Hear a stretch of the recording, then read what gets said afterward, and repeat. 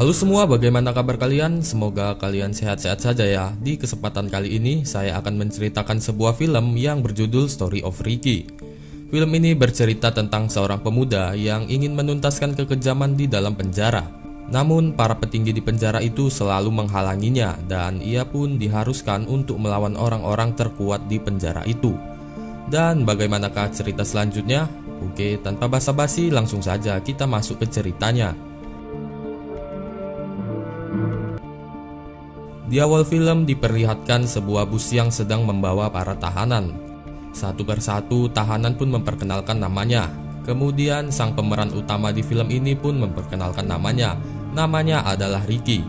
Penyebab Ricky masuk penjara adalah karena ia membunuh orang yang ingin memperkosa pacarnya dan menyebabkan pacarnya meninggal dunia. Tetapi saat ingin masuk, tiba-tiba alat pendeteksi berbunyi dan membuat para sipir kebingungan. Mengapa alarm berbunyi padahal Ricky tidak membawa benda apapun di tubuhnya? Saat diperiksa lagi, ternyata ada beberapa peluru yang bersarang di tubuhnya. Saat sang sipir bertanya mengapa ia tidak mengeluarkan peluru itu dari tubuhnya, Ricky pun menjawab kalau itu untuk kenang-kenangan. Keesokannya saat pagi hari, ada seorang pria tua yang sedang menggosok gigi. Tiba-tiba ia didatangi oleh pria besar yang bernama Samuel, dan ia langsung mencapakkan pria tua tersebut. Padahal pria tua tersebut akan bebas dalam beberapa hari lagi. Namun para napi lainnya sering menghajarnya. Namun tiba-tiba Ricky muncul dan menyenggol Samuel dan membuat Samuel terjatuh. Anak buahnya yang ingin menghajar Ricky langsung mengurungkan niatnya saat ia melihat wajah Ricky yang sangat marah atas kelakuan mereka tadi. Singkat cerita, Pak Tua tadi tidak kunjung dibebaskan oleh para sipir di penjara itu. Karena jika kalau ia ingin bebas, maka ia harus mendapatkan izin dari napi yang berkuasa di penjara itu. Karena frustasi, ia pun mengakhiri hidupnya. Ricky yang melihat Pak Tua tadi pun sangat bersedih atas kematiannya. Keesokannya saat Ricky sedang mandi, tiba-tiba ada seorang napi berbadan besar menghajarnya dan membuat Ricky sampai terpental. Ternyata pria itu disuruh oleh Samuel untuk membunuh Ricky. Hanya satu pukulan saja, pukulan Ricky sampai membuat perut orang itu bolong dan tewas seketika. Ternyata Ricky dari kecil sudah memiliki kekuatan super sehingga ia dengan mudahnya melawan pria itu. Lalu Ricky dihampiri dengan pria yang nampaknya cukup kuat. Pria itu bernama Oscar. Oscar mengatakan kepada Ricky kalau ia harus tunduk kepadanya dan jangan membuat masalah. Karena kejadian itu, Ricky pun dibawa ke ruangan asisten kepala sipir yang bernama Musang untuk mendapatkan hukuman. Musang juga mengambil beberapa info dari Ricky dan juga foto pacar Ricky yang telah meninggal. Saat Ricky ingin mengambil foto itu, tiba-tiba tangan Ricky dibacok dengan tangan bajak laut miliknya. Ia sempat dihajar beberapa kali oleh Musang. Seketika Ricky teringat dengan wajah kekasihnya dan mengamuk di tempat itu. Namun Ricky tidak ingin membunuhnya dan mengambil kembali foto kekasihnya tersebut.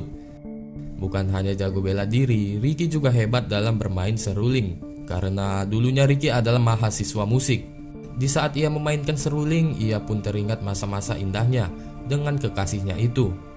Keesokannya Musang menyuruh Oscar untuk membunuh Ricky.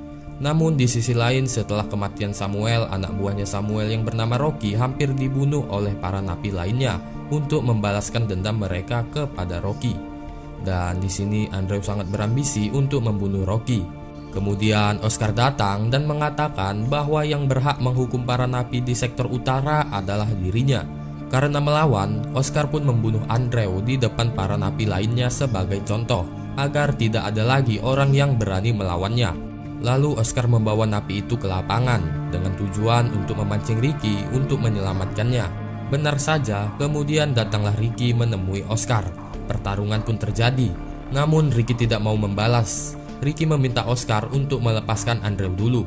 Karena Oscar tak mau, akhirnya Ricky pun melawannya. Namun Oscar bermain curang dan mengeluarkan sebuah pisau.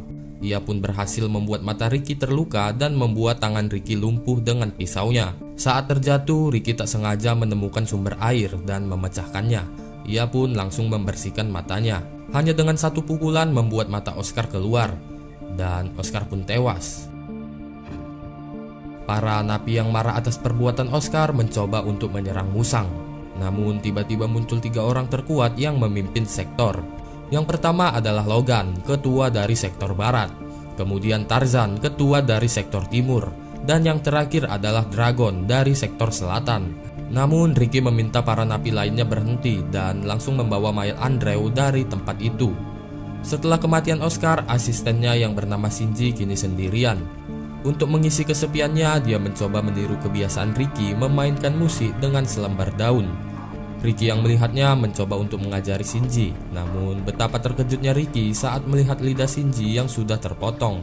Kemudian Ricky pun memberikan Shinji seruling miliknya agar Shinji tetap bisa memainkan musik. Dan hal itu membuat Shinji sangat senang atas pemberian Ricky. Saking senangnya, Shinji kemudian memberikan sebuah bunga opium kepada Ricky. Bunga itu sejenis tanaman terlarang seperti ganja. Ricky pun sangat terkejut kalau ada bunga seperti itu di dalam penjara. Di sisi lain, Logan melihat mereka berdua dari balik bayang-bayang. Kemudian Shinji dipanggil oleh 3 penguasa untuk dihukum karena ia telah membocorkan rahasia ladang opium ke Ricky. Tetapi kalau ia tidak mau dihukum, Shinji harus membunuh Ricky. Tetapi saat itu Shinji tak mau, sehingga Shinji pun disiksa sampai Shinji tewas. Ricky yang melihat wajah Shinji pun bersedih sekaligus marah kepada orang yang membunuh Shinji. Kemudian Ricky pun membakar ladang bunga opium di sektor barat. Dan hal itu membuat Logan sang penguasa sektor barat sangat marah. Perkelahian pun terjadi. Di tengah-tengah pertarungan, Dragon datang untuk membantu Logan. Saat Ricky ingin dihabisi oleh Logan dan Dragon, kemudian Tarzan datang, lalu membawa pergi Ricky dengan alasan ia ingin berduel 1 lawan 1 dengan Ricky sebelum Ricky dibunuh. Di sini Tarzan membawa Ricky ke sebuah ruangan dan mereka pun berduel di tempat itu. Tiba-tiba banyak cairan semen sehingga membuat Ricky dan Tarzan tenggelam dalam semen itu. Hal itu dilakukan untuk membunuh Ricky. Untung saja Ricky dapat lolos sekalian menyelamatkan Tarzan.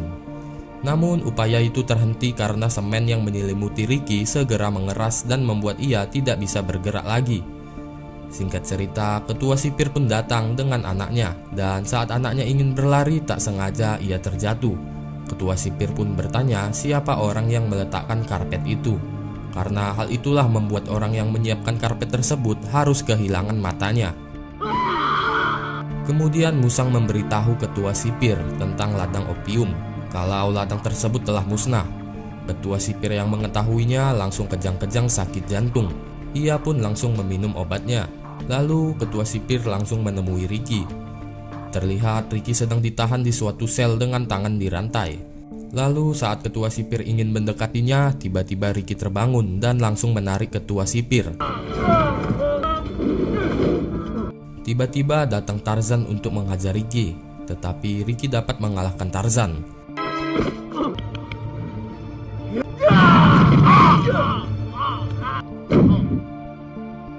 Lalu tiba-tiba jatuh atap yang terbuat dari besi yang sangat berat. Namun ketua sipir menyetrum dengan listrik 100.000 volt. Ricky pun tumbang. Saat besi itu akan jatuh mengenai Ricky, tak diduga-duga Tarzan bangun dan menahannya sehingga Ricky dapat lolos. Mungkin Tarzan ingin membalaskan kebaikan Ricky sebelumnya dan sudah muak mengikuti perintah ketua sipir. Sepintas Ricky ingin menyelamatkan Tarzan, namun itu semua sia-sia. Dan akhirnya Tarzan pun tewas di tempat. Dan Ricky pun sangat marah dan langsung ingin menyerang ketua sipir. Namun sayangnya Ricky terkena setrum sehingga membuat ia tumbang. Saat tersadar, Ricky ternyata sudah berada di sebuah lapangan dan Ricky akan dikubur hidup-hidup. Dan jika Ricky bisa bertahan sampai 7 hari, ketua sipir akan membebaskan Ricky. Lalu ketua sipir menyuruh para napi di sana untuk mengubur Ricky secara bergantian. Namun para napi menolak dan tidak mau melakukannya. Seketika orang-orang yang menolak akhirnya ditembak di tempat dan napi lainnya tak bisa berbuat banyak. Mau tak mau para napi pun menguburkan Ricky secara bergantian. Hari demi hari Ricky masih berada di bawah tanah itu dan setiap malamnya terdengar suara seruling Ricky yang menandakan bahwa Ricky masih hidup. Singkat cerita, 7 hari telah berlalu. Kini saatnya Ricky keluar. Dan benar saja, Ricky masih hidup. Tetapi ketua sipir mengingkari janjinya dan Ricky tetap ditahan dan juga disiksa. Setelah banyak hal yang dilaluinya, kini Ricky sangat lemas. Lalu ada satu orang napi yang perhatian kepadanya. Ia datang dan membawakan Ricky makanan. Napi itu bernama Freddy. Namun aksinya diketahui Rocky. Alhasil Freddy pun ditangkap dan dibunuh. Saat Musang dan Rocky ingin mengecek kamar Ricky, ia melihat tidak ada Ricky di dalamnya. Ternyata Ricky ada di atas atap, dan ia pun langsung membunuh Rocky dan menghajar Musang sehingga Ricky dapat bebas. Kemudian terjadilah kerusuhan di sel tahanan untuk melawan kekejaman ketua sipir. Ricky pun membantu mereka dan menghajar para sipir itu. Singkat cerita, Ricky akhirnya bertemu dengan ketua sipir. Tanpa basa-basi, ketua sipir langsung membunuh Musang karena menurutnya ia sudah tidak berguna lagi. Di saat bersamaan datanglah Logan dan Dragon, tetapi mereka berdua kalah oleh Ricky.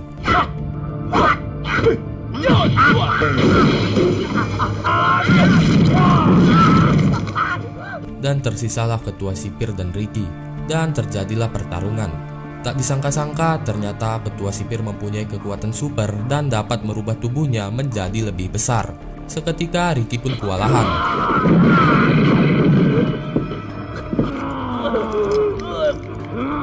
Namun karena kecerdikannya Ricky, akhirnya Ricky pun bisa mengalahkan ketua sipir dan memasukkannya ke dalam penggiling daging, sehingga ketua sipir pun tewas. Setelah itu Ricky pun keluar dan memukul sebuah tembok yang besar dengan tangannya. Seketika tembok itu pun roboh. Dan akhirnya Ricky pun bisa keluar dari penjara itu dan film pun selesai. Nah, seperti itulah cerita film Story of Ricky. Semoga kalian terhibur. Dan jika kalian suka dengan video ini, silahkan subscribe dan nyalakan notifikasinya agar saya lebih semangat untuk mengupload video selanjutnya.